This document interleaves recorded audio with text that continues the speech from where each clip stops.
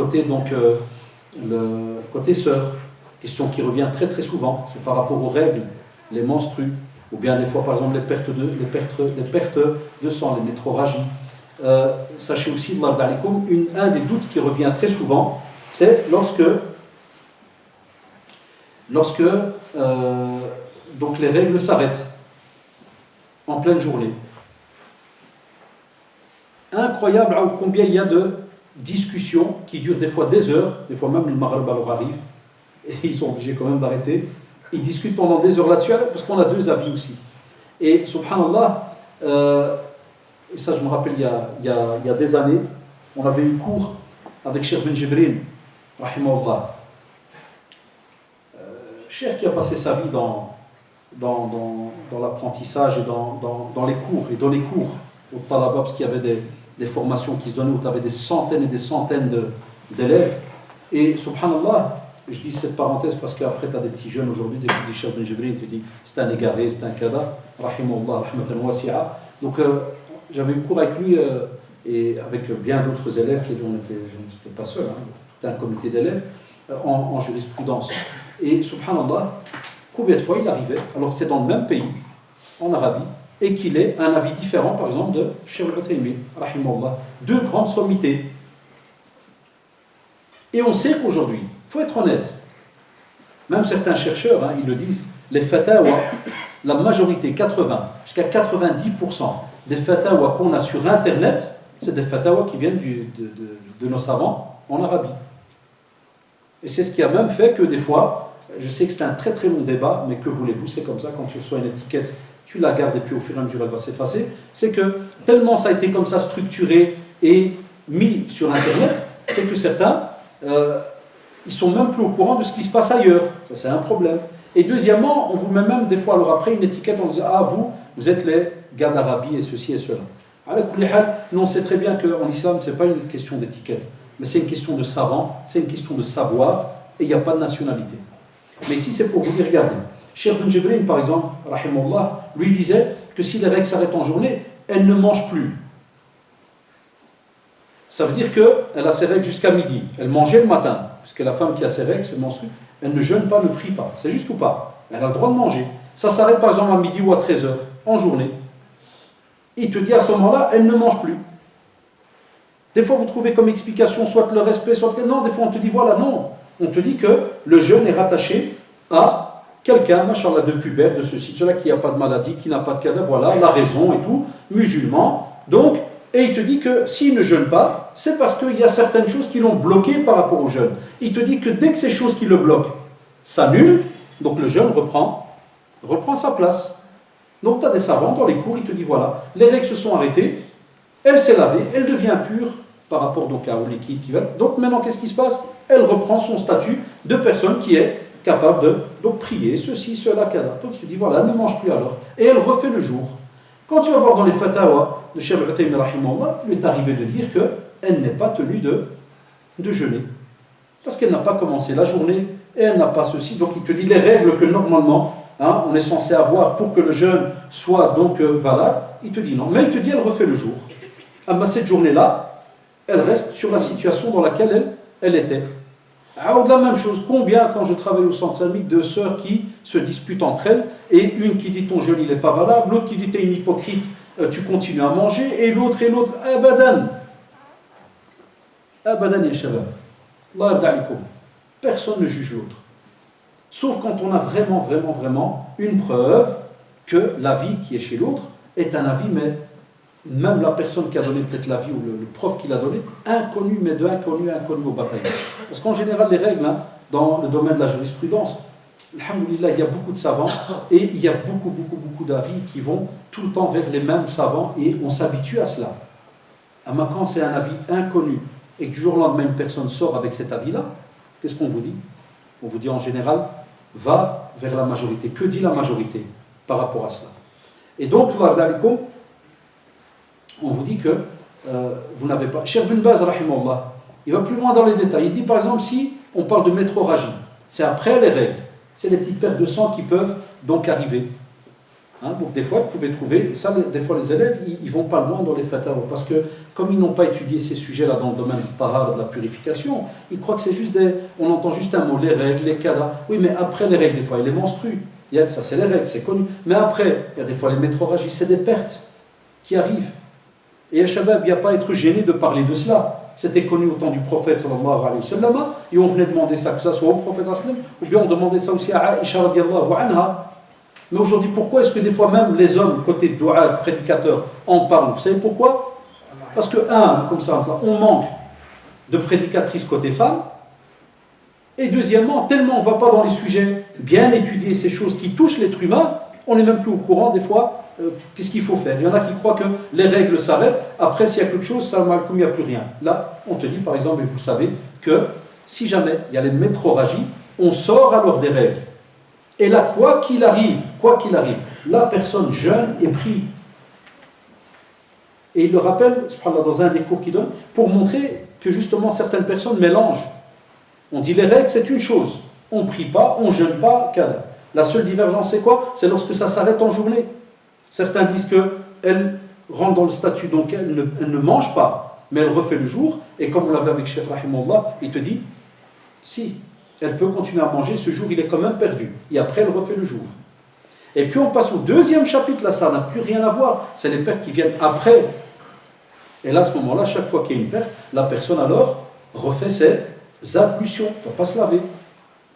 Mais elle jeûne et elle prie.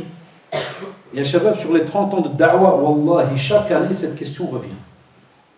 C'est incroyable quand tu réfléchis. C'est même... Alhamdoulilah que nous on se dit, c'est rien, il faut rappeler aux gens. Mais en vérité, si on voulait être un peu technique et un peu responsable devant Allah subhanahu wa ta'ala, on se dit, ça devient même un peu bizarre. Que ce qu'on appelle l'ABC qui touche, c'est comme pour dire, je vais vous donner un exemple, Allah est très très très basique, comme ça on comprend la seconde. Toute personne qui va vers une voiture, en général quand il a acheté une voiture, il reçoit quoi? Dites-moi, quand tu viens prendre une voiture, qu'est-ce qu'on te donne? Les clés et les papiers. Ça. Après vient l'assurance, c'est juste ou pas? Quand on te donne une clé, qu'est-ce que tu fais avec cette clé? Il rigole, pourquoi? Parce qu'on le met dans le trou de la serrure. Et après, dès qu'on rentre, qu'est-ce qu'on fait? On dort dedans. On démarre. Ça. On te dit, quand tu es musulman, machallah, ou musulman, et tu arrives à un certain âge, où certaines règles se mettent en pratique, tu poses des questions ou pas? Tu ne te demandes pas pourquoi c'est là? Et nous, subhanallah, dans notre communauté, même après 30 ans, 50 ans, après 1400 ans, oui, j'ai des pertes brunes, j'ai des pertes kada, est-ce que je dois refaire, est-ce que je ne dois pas refaire? Combien d'années on va poser ces questions-là? Normalement, les mamans expliquent ça à leurs filles. Les garçons reçoivent les explications, par exemple, de leur père. Il y a de la pudeur entre nous. Ça, oulala. Et que même, il peut arriver que des fois, là, ça peut arriver que des fois, il y a des mères, j'ai vu, c'est mon métier, où des mamans ne savent même pas répondre. Et il m'est arrivé, parce que alhamdoulilah, je peux me permettre après autant d'années, on devient un ancien comme on dit, et des fois j'ai dû dire à des mamans qui venaient chez nous au bureau, mais toi comment tu fais alors religieusement s'il y a quelque chose? Dans notre métier ça veut dire quoi? Ça veut dire que la personne fait d'après sa tête et il arrivait peut-être qu'elle a prié des semaines sans ablution. Wallah. On a des garçons, la même chose, qui ne se posent pas de questions. Il devient pubère, il a des poils en dessous des bras, les aisselles, il y a pubis, kada, il ne se pose pas de questions. Le père, il est gêné, il ne va pas demander. Hadadine. On ne doit pas être gêné. Nos enfants, nos garçons, nos filles, on les voit grandir. La mère, elle explique. La fille arrive vers les 10, 11, 12, elle se prépare vers l'âge de la puberté. Plus tôt des fois que les garçons. Et des fois, il y a des garçons, même à 12 ans, il est déjà pubère. C'est des fois hormonal. Ça, c'est une famille musulmane, ya shabab. Et chacun surveille, chacun parle. Ramadan va arriver, chaque année j'ai ça à l'école. Des jeunes qui viennent le matin, excuse-moi, c'est bon, c'est pas bon, je dois continuer ou pas continuer. Des filles qui viennent, ils n'osent pas poser la question en classe, parce que des fois, vous savez, les cours, on a garçons et filles, quand même, sont un peu gênés, dans les couloirs. Excusez-moi, j'ai tel liquide, est-ce que je dois faire? Des fois, moi, sincèrement, je suis un du métier, il n'y a pas de souci. Mais des fois, je suis embêté, gêné à l'intérieur en me disant, est-ce que c'est des orphelins? Est-ce qu'ils n'ont pas de parents? Donc ça, c'est des choses, j'espère, il y a la génération qui est là en face et ceux aussi qui vont nous entendre après. J'espère que c'est quelque chose qu'on retrouve, subhanallah, dans les couples, dans notre vie journalière, pendant que nos enfants grandissent, de temps en temps, viens, je dois te parler. Tiens, j'ai remarqué, t'as remarqué, t'as une petite moustache là qui apparaît. Voilà, religieusement, il y a ça. Il est là, jusqu'au jour où il va avec lui à la mer, là, à Tanger, ou là, au Rif, ou là. Puis dès qu'il lève les bras, il trouve une forêt là qui apparaît. Ah, Al-Hafidullah, il a grandi le type. Ah, tu vois, d'après, même comme ça, il est gêné de lui dire ah, Mohamed, enlève le rabat, avec le char, enlève. Là, il est gêné. J'ai déjà eu le cas. Il va à la mer, des fois, quand avant c'était plus, il y avait de la pudeur. Tu vois, tu lui dis ah, frère, puis tu fais quoi, qu'est-ce qu'il y a? Tu dis mais en islam, après extant, tu dois enlever. Tu parles sérieux? Comment ça, je parle sérieux? Tu vois, je fais des blagues. Je fais des blagues. Non, mais... Et tu dis, Wallah, on ne l'a jamais dit. Comme je connais le père, on s'assit pour boire un petit thé. Je fais, kiffe ton fils là. Tu ne parles pas de Qadiyya, qu'il y a des choses qu'il faut enlever. Tu vois, tu parles de Nia, là. Je vais chez lui, il dit, va te raser, va faire. Donc, mon père, il me l'a dit. Et je lui dis, comment il va découvrir? Oh, t'inquiète, ils apprennent vite. Ils doivent apprendre entre eux. Et Wallah, moi, à l'école, je fais comme un espion souvent. Des fois, je m'assieds à la cour, je les écoute. T'entends, tu vois, Abdel, Wallah, hier, j'ai lu, il faut raser, hein. L'autre fait, t'es sûr? Je fais, Wallah. Ah non, tu rigoles. Voilà, ça, ils viennent se donner une fatwa entre eux. Allah te karkir. Un point, l'autre, quand il part, il croit que l'autre lui a fait une blague. Comment je le sais? Il repasse devant moi. Je peux te poser une question. C'est vrai que ce qu'il raconte le type là, il faut raser, il faut. Je fais, ouais. Ah, ouais. Je sais pourquoi, qu'est-ce que tu fais? Ouais, moi quand je vois que c'est je coupe un peu au ciseau comme ça, mais tu vois, mais ça fait viril là, non? Je ne vous dis pas le reste de la phrase, sinon on va pas être après. Voilà, tu vois, subhanallah. Est-ce que c'est comme ça qu'on apprend din? C'est comme ça qu'on apprend notre religion, alors que c'est dans Sunan al-Fitra, allez dans le Bukhari. Allez voir, subhanallah. Allez voir ces textes qui parlent de comment le musulman fait attention pour que son corps, mashallah, côté propreté, côté... Et nous, on passe à côté de ça comme si des fois de rien n'était.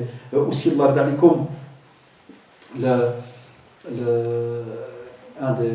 très souvent, une des questions qui revient très souvent, et qui va venir Ramadan chez les sœurs, les règles qui ne s'arrêtent pas. Deuxième, regardez, là on devient même presque des spécialistes alors qu'on est des hommes. Des règles qui ne s'arrêtent pas. Des règles qui ne s'arrêtent pas, mais ils n'arrivent même pas à faire la différence entre le sang des règles et le sang qui vient après les règles. Parce qu'on n'a même pas remarqué, ça arrive. Il y en a qui m'ont juré, on ne m'a jamais parlé de ça. Le liquide blanchâtre, des fois ce liquide arrive, apparaît, des fois n'apparaît pas à la fin des règles. Là, ils ne sont pas au courant. Regardez combien de questions. Des fois, on a aussi une divergence sur le fait jusqu'à combien on peut aller. On parle dans certains cas, dans la jurisprudence, jusqu'à 15 jours. Dans d'autres cas, vous allez trouver des machères qui vont vous dire on voit la période habituelle que la personne a d'habitude, par exemple une semaine. Et puis regardez, avec les fatawas contemporaines, vous savez quand ça? Quand la pilule est apparue et qu'elle a commencé à faire un dérèglement hormonal. Certains ont commencé à avoir leurs règles prolongées. Alors ils ont mélangé dans leur tête en se disant ah, mais là c'est plus que les 8 jours que j'ai d'habitude, donc je ne suis plus dans mes règles. Si, c'est que tu es encore dans les règles. Il faut voir de nouveau le sang, comment il tue, subhanallah, la grandeur et la beauté de la jurisprudence, le fiqh dans ce domaine-là. Et c'est très très important d'en parler parce que de ça dépend ta prière, de ça dépend ton jeûne. Ramadan va arriver, tu ne peux pas rester en disant Wallahu a'lam, je ne sais pas ce que c'est. Tu dois savoir quand est-ce que tu dois te laver, quand est-ce que tu dois commencer ton jeûne et ainsi de suite, et faire la différence entre règles, métrorragie, sans parler des lochis quand on a ce qu'on appelle l'accouchement. Après l'accouchement, il y a toute une période de nouveau de sang, jusqu'à 40 jours, quelles sont les limites? Si on dépasse la limite, quel sang ça devient? Et est-ce qu'on doit se laver ou bien juste à ce moment-là, donc refaire les ablutions, et on se remet en parallèle avec les métrorragies, subhanallah. C'est un tas de règles. On vous dit aussi, un sujet qui va revenir. Je vais vous citer que quelques sujets, et le but aujourd'hui, c'est juste de vous faire aimer un peu ça pour que vous alliez un petit peu bouquiner dans ce domaine, parce qu'il y a des... Et l'Armi Banillah, il vous le dira, il y a des petits ouvrages sur les questions-réponses sur Ramadan, n'est-ce pas? Ça existe encore, ces petits ouvrages-là. Vous en avez ou pas? C'est juste, on serait bien de se renseigner par rapport à cela, d'aller lire un peu là-dedans. L'Imsak, vous allez voir. Dans quelques semaines, vous allez entendre les avis. Et vous allez voir comment certains vont se fâcher. Et vous allez voir comment certains qui sont des fois dans le gel, dans l'ignorance, parce qu'ils n'ont pas étudié, mais ils se sont juste habitués à voir une colonne, et ils vont peut-être rabaisser d'autres, parce qu'il n'y a pas de colonne. Et vous allez voir aussi ceux qui ont mis une colonne de imsak. Par exemple, il y en a qui vont mettre 20 minutes, et puis il y en a qui vont mettre 30. Des fois, ceux de 20 vont accuser le jeûne de ceux de 30, et ceux de 30 vont peut-être casser le cadre. Et chacun qui... C'est comme si, Wallah, Ramadan arrive, on dirait que les épées sortent. Tu dis non. Un exemple, Yeshabab. Il y a à peu près plus ou moins 18 ans, un cheikh d'Arabie, quand il est arrivé au centre, Hafidahullah, il m'a dit c'est Rachid, montre-moi la feuille de prière. De Ramadan. Je lui ai montré. Et puis il voit Imsak. À peu près 25 minutes c'était. Puis il me dit, Ijada. Voilà, ça c'est l'Imsak. Il me dit, ouais, mais vous êtes des étudiants, mashallah, vous savez très bien que voilà, vous ne devez pas mettre ça aux gens parce que voilà, ils ont le droit de manger. Par exemple, si la prière de Subh est à 5 h du matin, s'il ouvre ses yeux à 5 h moins 1 avant l'Adhan, il a encore 1 minute, il a le droit de boire même 10 verres d'eau. Ça, oh là là. Il me dit, voilà, vous ne pouvez pas bloquer les gens comme ça. Je dis, cher. Je dis, alhamdoulilah, t'es un cher et je te connais. Je dis, mais c'est bien qu'il y a telle et telle avis, alhamdoulilah, qui est. Même cher Saïd Kamali qui est venu chez vous ici, une fois il l'a rappelé dans un cours, lorsqu'il faisait charge de Muwatta, et même dans les questions-réponses qu'il avait reçues, il a rappelé, il y a même un hadith par rapport à une quantité de versets qui sont lus et ainsi de suite. Donc il a bien expliqué, parce que c'est connu dans la sunna aussi. Mais regardez de nouveau les divergences.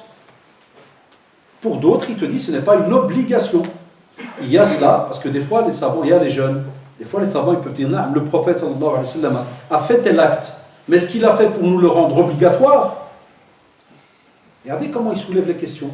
Est-ce qu'il a fait cela pour rendre l'acte obligatoire, c'est-à-dire que nous, on sera obligé tout le temps de faire de telle et telle manière, ou bien parce que lui a voulu, comme ça, donc choisir telle et telle période et faire... Et les savants, alors là, ils viennent avec les textes, ils te disent, voilà, si il l'a fait parce qu'il a même rappelé que, et ainsi de suite.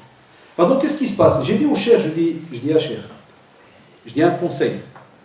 Ici, tu es en Belgique. La majorité, c'est des Marocains. Ils sont habitués avec cette colonne depuis les années 60. Je dis, tu touches à la colonne, ils vont t'encastrer. Je dis, Wallah, il dit, Darbo, ils vont te coller où? Il m'a dit, Darbo. Je dis, Wallah, pour cette colonne, ils sont prêts à faire beaucoup de choses. Touche pas l'imsak. Wa subhanallah, alhamdulillah, j'ai saraha, quand je parle, Wallah, il a touché à la colonne. Le hissa, il est descendu à l'imprimerie qu'on avait au centre, il a demandé que les feuilles qui vont sortir, vous enlevez l'imsak, et il a dit, laissez les gens libres. Libre à imsak 20 minutes avant, ou là une demi-heure, ou là 3 minutes, mais il nous a dit, c'est ça la sunna au cas. Alors, quand le soir, quand les gens sont venus prier Tarawih, ils ont commencé à donner les feuilles. À ce moment, tu vois les feuilles qui commencent à être jetées dans le hall. Tu sais, les gens qui disent, ils jettent. Ils jettent. Et après, on commence à entendre, où est-ce qu'il est ce modèle? Je dis, Zulma, ils vont le tuer. Et ils sont montés chez lui. Tu sais, genre, il y a Adouallah qui t'a dit d'enlever l'imsak. Il y en a même qui croient que c'était parmi les piliers d'islam. Je dis, d'enlever l'imsak. Remets la colonne. On est venu, on a dû discuter pour que sa vie ne soit pas mise en danger. Le lendemain matin, il m'a dit, c'est quoi ça? Je dis, ma chère. Voilà, des fois, il y a des habitudes. Regardez quelles leçons. Il y a une différence entre expliquer aux gens qu'il y a une divergence. Il y a une divergence, et Shabbat. Pourquoi? Parce qu'on a des avis. 2, il est important d'expliquer aux gens qu'est-ce que l'imsak. Vous savez pourquoi? À l'heure où je vous parle, on a encore des gens qui pensent que quand dans une feuille de prière, par exemple, l'imsak, il est 20 minutes avant, et spécialement, je vous parle de l'qadiyya de la divergence. Écoutez-moi bien, il faut bien m'écouter. Quand il y a 2 jeunes ou 2 personnes qui divergent, et des fois même adultes et jeunes. Il arrive à Bruxelles, écoutez bien. Tu as par exemple des parents, 50, 60, 70 ans, 70 ans, l'imsak, par exemple, 5h35. L'imsak, 35, ils ne mangent plus. C'est juste? C'est juste, qu'on est d'accord. 35, ils ne mangent plus. Tu as le jeune, 20 ans, 21 ans, famille bien habillée, kada, qui lui, par exemple, imsak, pour lui, il y a divergence, il y a, et qui sait qu'il peut manger, par exemple, jusqu'à l'heure de Sobh, qui est par exemple à 5 heures, une demi-heure après, qu'est-ce qu'il fait? Wallahi, il vient à moins 10, et il vient tout devant, là où il y a les bouteilles d'eau, et devant les hajj, les personnes âgées, il farra un verre, puis il commence, il fait même sunnah 3 fois, il les regarde. Et moi, des fois, je suis assis à la mosquée et je le regarde. Alors qu'on est dans Baytullah, il y a une ibada qui va commencer, il y a que la prière de Subh, il y a toute une ambiance, et bien ça part en fight. Et t'as le hajj miskin qui le regarde. Il y a qu'un fillès. Il y a qu'un fillès, ma t'hachemch. Et t'as le jeune, ouais, bandit innovateur. Il y a le mubtadi'a. Allahu Akbar. Allah yibarak. Il y a le musulmin. Eh, naam. Ado di soum, Allah yibarak. Ado toute la journée, ils vont être sur le siyam. Ça, chez nous, au centre, Wallah, il-adim, hakada, il vient et il a. On a même mieux, ce Mzian, ya Shabab. Voilà pourquoi nous on a été éduqués, alhamdoulilah, jazakallah al-mashayikh diana. On a encore mieux, on a un autre avis, qui des fois, écoutez-moi bien, tu vas dire que le jeûne il est à 5 heures, et que tu vas mettre ton imsak à 4h35. Nous on a un troisième avis, vous savez c'est lequel? C'est des fois la divergence qu'il y a sur les feuilles de prière, et qu'un autre il va te dire, quoi, vous avez le jeûne à quelle heure? 5 heures. Chez nous, le jeûne il est à 5h25. Et comme alors les mosquées, des fois, ils retardent un petit 20 minutes, qu'est-ce qu'il fait le gars? Il vient à 5h20 à la mosquée, et wallah, il prend un verre devant tout le monde, et il boit. Là, c'est pire, là, dès que ça les paroles, il kafir billah ya muskhou. Quand tu as le ramadan, tu manges pendant le ramadan. Alors, de nouveau, j'ai vu mes yeux d'Abiza, parti, dispute. Est-ce que l'islam, il y a les jeunes, quand tu as un avis où tu n'es pas d'accord avec, par exemple, j'ai donné l'exemple, ce n'est pas parce que c'est comme celle-là, on va dire avec une personne âgée. C'est un exemple, Allah, ça ne veut pas dire que dès qu'il y a une personne âgée, la vie est différente. Non, non, je donne juste l'exemple. Tu as un avis qui est... Est-ce que tu vas venir? Est-ce que ta religion te demande, et même dans le domaine pédagogique, tout ce que tu veux, dans le domaine de la da'wah, te demande de venir devant la personne et de l'allumer et de commencer à boire devant lui? Dites-moi, est-ce que ça se fait? On a des jeunes qui le font. Au nom de la sunna, tu dis non mon frère, c'est la bataille de la sunna contre l'égarement et l'innovation. Et les innovateurs. Tu dis, il y a ton père, il est dedans. Mon frère, en islam, il n'y a pas de pitié. Mon père, ta mère, tout ce que tu veux, il n'y a pas de... C'est tout. La sunna, c'est la sunna, il n'y a pas de pitié. Alors des fois, on leur dit à Shabab, donnez-nous ce que vous avez étudié. Montrez-nous un petit peu vos professeurs, mashallah, c'est dommage de le dire. 99%, rien. Soit les livres tout seuls, soit les YouTube tout seul, et ainsi de suite. Donc là, de nouveau, s'il vous plaît, pour cette question-là, si vous êtes dans une mosquée, dans votre région, et ils ont un avis, et que peut-être toi, mashallah, tu es dans la sunna, tu es kada, et tu as peut-être un avis différent, on te dit, Allah yardalik, ne sème jamais la fitna, ni la zizanie dans la mosquée, jamais de ta vie. Si tu dis être un vrai sunni, ne sème pas. Ce que tu peux faire à la rigueur, si tu as, machallah, un bagage et autres, oui, tu peux, si c'est faisable, de voir un responsable, discuter, par exemple, il est déjà arrivé que le responsable, moi c'est ce qu'on m'a dit, par exemple, mais jamais Allah venir et rabaisser la pratique de l'un ou la pratique donc de l'autre. C'est pour cela que certains savants, subhanallah, quand ils venaient chez nous, même d'Arabie, d'Égypte, du Maroc, très souvent, quand les gens allaient vite chez eux en leur disant « Oui, mais on a 2 feuilles de prière, et on a 3, et on a kada, on a ceci, on a cela. » Spécialement, vous allez voir pour Tarawih, la prière de l'Isha, et on en parlait tout à l'heure avec Cheikh ici. Rappelle-moi le prénom, j'oublie chaque fois. Avec Si Youssef et Si Biban et les autres frères, Mohamed, on en parlait, vous vous rappelez, pour la prière de l'Isha, quand tu vas trouver ceux qui vont faire à minuit moins 5, ceux qui vont faire 1h15, 1h20. On sait que des fois, certains systèmes sont rejetés même pour une majorité de savants. Sur une majorité, va dire qu'il n'y a pas de dalil, il n'y a pas de... D'où a été choisi, par exemple, le système, un exemple d'1h30, de ceci, de cela. Tu te dis, est-ce que tu vas venir à la mosquée, tu vas semer la guerre dans la mosquée? Un musulman qui se respecte, soit il a un interlocuteur valable avec qui il peut parler, il parle, soit s'il n'y a pas, à tout casser, il peut des fois écrire. Nous, on ne sait plus écrire. Vous avez remarqué, vous croyez que j'ai mis un stylo là pour faire décoration avec le qamis? Wallah, Dieu en est témoin, c'est parce que depuis qu'on est gamin, nos machères nous apprenaient daïman ikun ma'ak wa al-qalam. Pour que dès que tu entends une faïda, quelque chose, tu prends vite une petite feuille. C'est pour ça que j'ai toujours avec moi, même dans mon petit portefeuille, j'ai toujours un petit morceau de feuille. Même si je dois écrire 2-3 mots, une référence à aller chercher après à la maison. C'est pas pour la décoration. Eh bien, on écrit. Salam alaikum, voilà, wa hibbukum fillah, je suis un du village, ceci, cela, mais j'ai lu que vous faites ceci, cela, où j'ai vu, et voilà ce que disent, voilà. S'il vous plaît, voilà mon mail, est-ce que vous pourriez, parce que je voudrais apprendre, me donner votre avis, sur quoi vous vous basez, et qu'Allah vous récompense, vous donne le paradis ou cadeau, ça c'est beau. Mais est-ce que nous on le fait? Ça c'est encore une autre question. Aussi, et on va arriver donc à l'heure de la prière dans quelques instants. Aussi, les questions qui arrivent, spécialement ici en Europe, mais très simple, parce que voilà, on arrive dans l'été, les jeunes ils posent souvent la question, est-ce qu'on a le droit de prendre un bain en journée pour se rafraîchir? Sachez qu'il n'y a pas de problème de ce côté-là. On vous dit toujours seulement faites attention par rapport à ce qui va rentrer dans votre bouche. Certains vont prendre leur congé, ça arrive, il y en a qui prennent congé, ils partent au pays la même chose. Ils nous disent ouais, frère, j'ai congé au mois de juin, je vais aller faire une partie de Ramadan. Est-ce que j'ai le droit d'aller nager?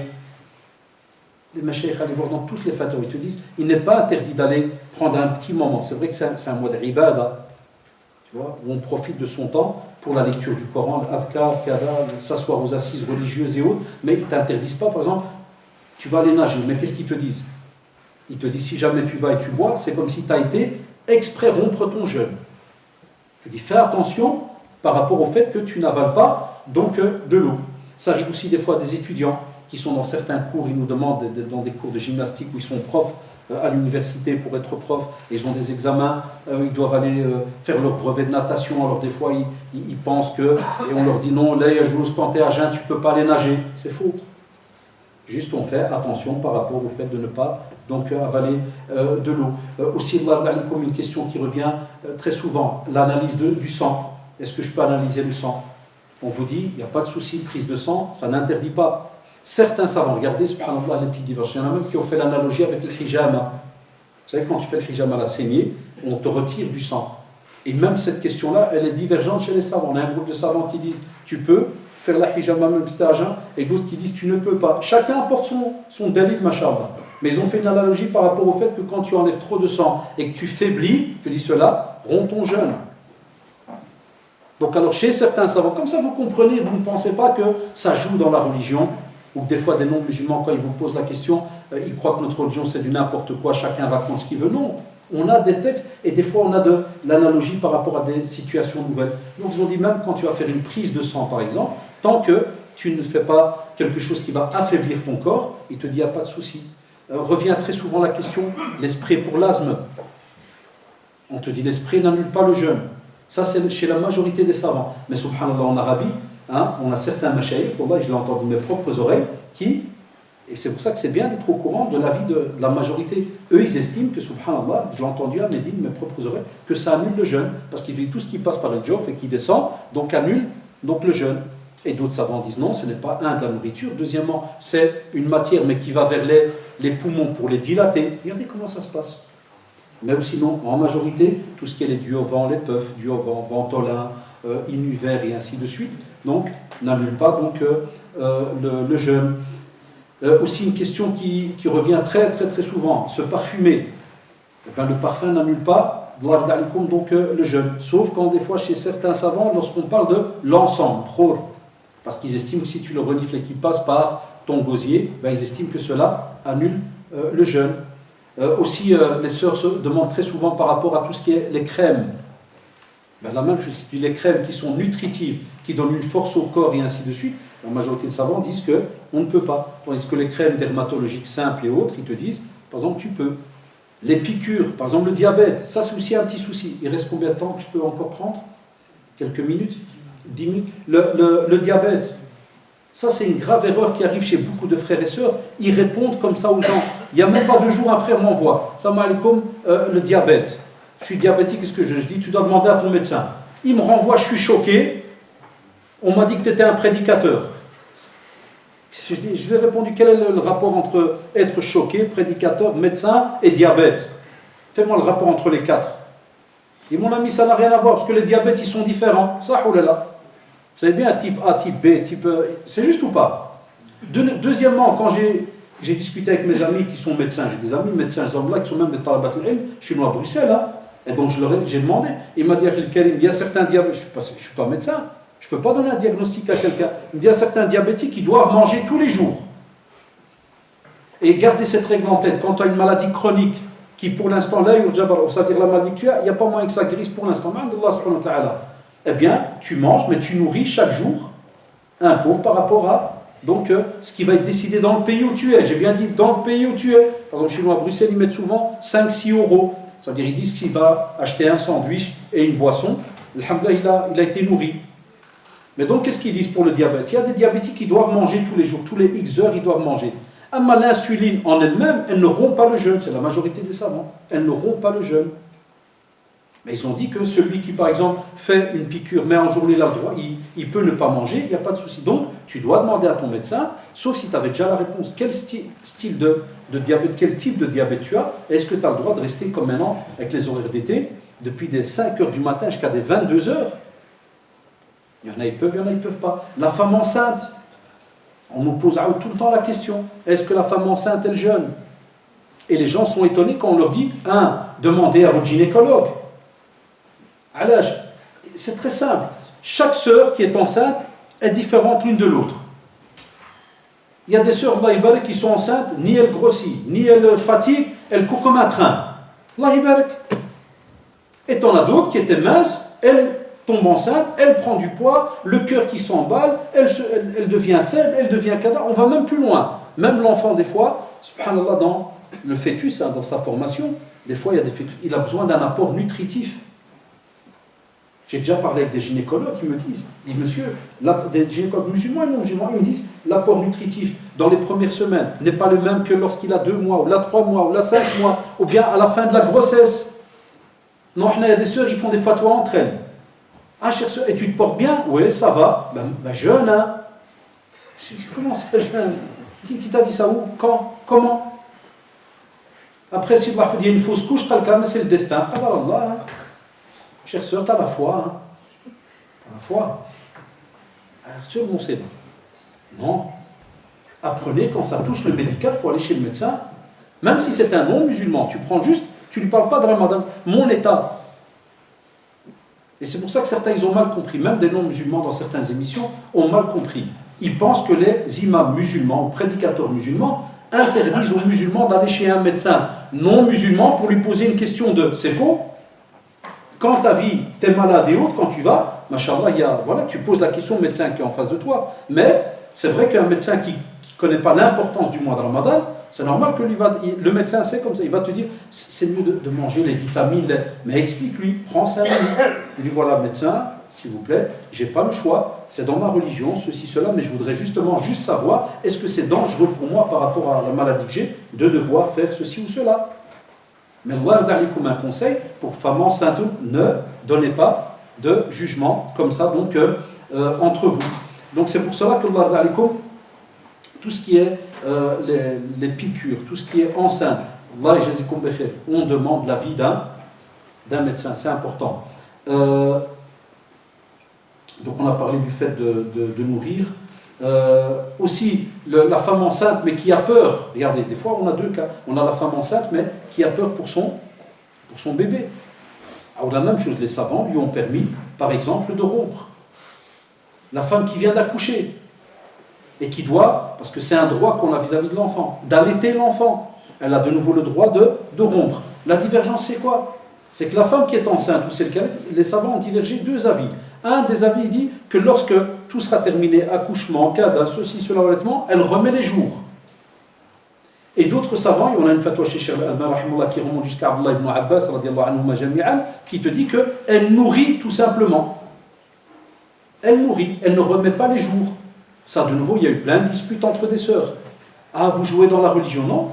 C'est des fatwas de grands mashayikh, de grands compagnons qui ont eu ces avis-là. Ou la femme enceinte qui a allaité, il te dit, elle est en droit juste de nourrir, de ne pas refaire le jour. Et d'autres savants qui disent aussi, si une sœur a pris l'avis des savants qui disent de refaire le jour, elle le refait. On a même chez les savants la femme enceinte et qui a peur pas pour elle, mais pour l'enfant. Ou certains savants ils vont plus loin, comme ça, elle refait le jour et elle nourrit un pauvre.